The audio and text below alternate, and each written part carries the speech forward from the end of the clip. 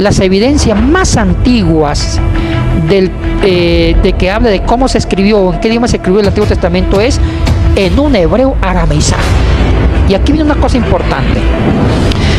Ya con Esdras, cuando la cultura judía, la cultura hebrea se posesionó con más fuerza con David, conquistó todo lo que ahorita es Israel, y conquistó, inclusive llegó hasta el norte, el sur, etcétera, etcétera.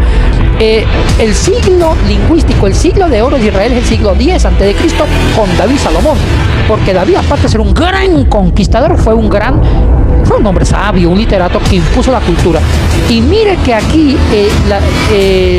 ya David hablaba el cananeo, pero también ya después con Esdras, las letras cananeas, que eran medio de incómodas, fueron reemplazadas por las letras arameas. Okay. Es como decir portugués, español. Entonces las letras arameas desplazan las letras cananeas, y es donde el hebreo se arameizó. Se dejaron los símbolos cananeos y adquieren nuevos símbolos, que la Ale, la Bet, ya la Aleph ya no es la cabeza del toro, sino que la Ale es como se hace ahorita, como se usa el hebreo moderno. Claro. Entonces, esa nueva forma del hebreo arameizado desplazó al cananeo, y ahí es donde se registra cómo se escribió el Antiguo Testamento. Entonces, el Pentateuco comienza escrito en cananeo, después se registra en hebreo arameizado, pero sin vocales. Una cosa importante, las lenguas antiguas no tenían vocales. Las lenguas semíticas eran puras consonantes, 22 consonantes. Ahora, ¿cómo se pronunciaban? Habían 4 letras que hacían las veces de vocales, que era la Aleph, la Ei, la Yod y la Bat o Bau. Eran las 4 letras consonánticas que hacían la función de vocales. Entonces, ahí con ese alfabeto arameizado, con letras arameas y con 4 letras que hacían vocales, se formó en sí el hebreo arameizado. Pero después el arameo también se llegó a su propia historia.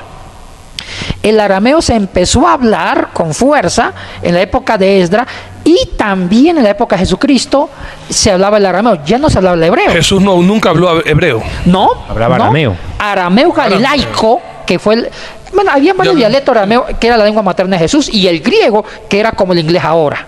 Okay. Sí. Impresionante. Ahora, el Antiguo Testamento, hablemos de la Torá, que son los 5 libros como el Pentateuco, Génesis, Éxodo, Levítico, Número y Deuteronomio. Fue escrito entonces en paleohebreo. Bueno, voy a contestar más en un proceso. La primera lengua que se usó para escribir el Antiguo Testamento fue el paleohebreo. No hay evidencia en papirología. O sea, esos primeros escritos desaparecieron, pero sí hay evidencia de que se usó para escribir la primera parte de la Torá en paleohebreo, que es cananeo. Y en la técnica que tú dijiste, en piedra. En piedra. Y es más, cuando Moisés escribe, y aquí voy a decir algo alarmante que está confirmado por la papirología, y lo mismo rabinos tanaítas de Jerusalén, que maneja la universidad de estudio bíblico más grande del mundo, ellos lo han confirmado. Es muy posible que cuando Moisés escribió los mandamientos en piedra fue usando el paleohebreo en cananeo, que fue el primer hebreo. Después Esdras, que es el doctor de la ley, hizo algo innovador. Cambió las letras cananeas por letras arameas. Ahí es donde dice que Esdras es el papá oficial del hebreo del texto bíblico, porque él hizo un trabajo de erudición del Antiguo Testamento, reemplazó las escrituras de cananeo a hebreo, y es ahí donde el texto hebreo del siglo IV, siglo V antes de Cristo, siglo III antes de Cristo, era un hebreo sin vocales, pero con letras arameas, letras junciales. Y cuando se traduce a la Septuaginta, al griego, en el año 250 a.C., es importante, David Arturo mencionó la Septuaginta, que es la versión que usó Jesucristo. Y esa vez no había Reina Valera, era Septuaginta. Mire, en ese momento, en el siglo III, el imperio que estaba de moda eran los griegos. Alejandro Magno conquistó la región de, todo el mundo conocido, Palestina, al Oriente Medio, Israel, un poco Mesopotamia. Te lo hace a propósito, ya te decía. Sí. Un palestino lo aplaude, un judío lo apedrea. No, pero usted es un hombre culto. Bromeando, tranquilo. David es un hombre, a pesar que es apasionado por Israel, es un hombre culto que sabe de esto. Mire, cuando Israel era sometido por los griegos impusieron la cultura griega y el idioma. Y el gobierno griego, la sede estaba en Alejandría, al norte de África, lo que es Egipto. Entonces, los griegos ptolomaicos, que era una sección, era una tribu de los propios griegos, eran reyes muy cultos. Ptolomeo IV Filadelfo hizo una biblioteca fabulosa en Alejandría, que tenía más de 1 millón de ejemplares. Y dijo Ptolomeo, nos falta tener las escrituras de los judíos en griego.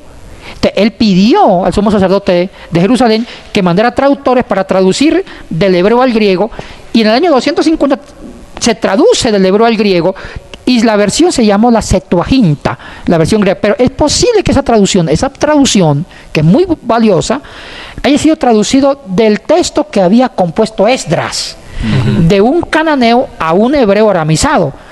Y mire, y termino mi transmisión con esto, la versión que usó Jesucristo, la versión que usaron los apóstoles para citar el Antiguo Testamento cuando escribieron los libros del Nuevo Testamento, el 80% de las citas que usaron los escritores del Nuevo Testamento en alusión al Antiguo Testamento fue la versión griega.